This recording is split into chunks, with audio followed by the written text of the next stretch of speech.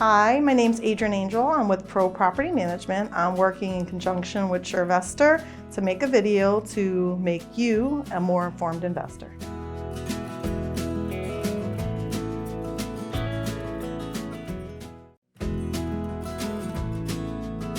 So when somebody comes into my office and they start asking questions, they say, that's very important. I never put down their question. I'll get to that in a moment, but let me ask you a few questions. What is their intention with this real estate? Is it a short-term play, long-term?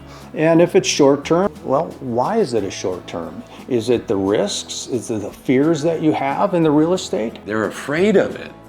And I try and teach them how to embrace the real estate that they can actually keep long-term. Landlords have some big fears, and they're really justified. But somebody's turning over their $200,000 or $300,000 house to be rented, especially for the first time.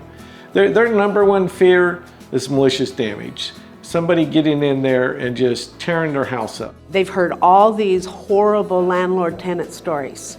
The tenants trashed, the tenants didn't pay the rent, it goes on and on. And then we see eviction costs. Some states they're easier than others. Some they take months.